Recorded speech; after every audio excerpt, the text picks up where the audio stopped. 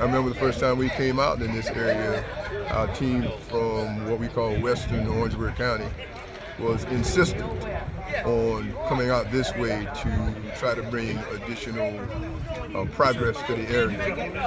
And they were singular in their focus, and this is evidence that we just continue to push forward, and we will not stop. And so, the other reason we're here, most industries and parts that the county owns are in proximity to interstate, and that's not us. We missed out on the opportunity when I-77 did not continue from Columbia to Savannah back in the mid-70s.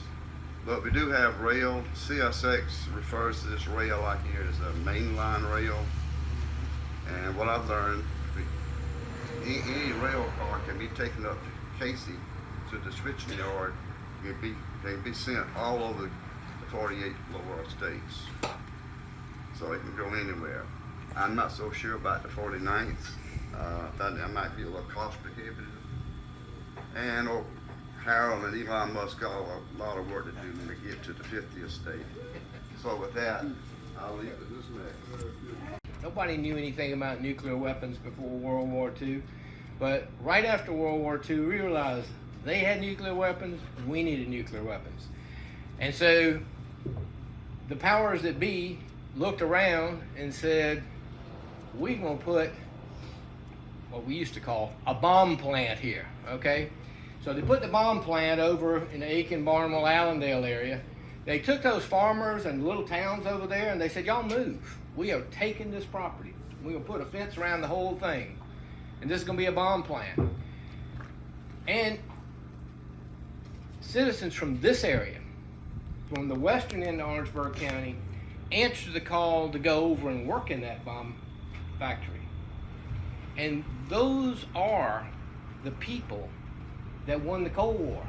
So we don't make bombs over there anymore, but when you used to make bombs, what you got is a lot of waste and materials that have to be taken care of. So the number of workers that used to work over there was close to 30,000. But as the mission scaled down, the number of workers were reduced. We don't know how many jobs we didn't get in that area because people didn't want to live next to or locate next to somewhere where they had potential or contamination. We didn't get that plutonium here to keep. We're not a storage facility, we're a processing facility. So we hassled back and forth with them, and you know what happens when you finally don't get a resolution? You sue them, right?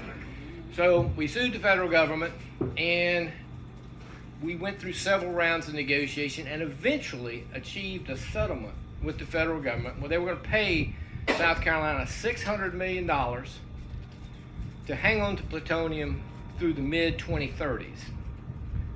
I hope it's gone by then, but if it's not, we'll sue them again.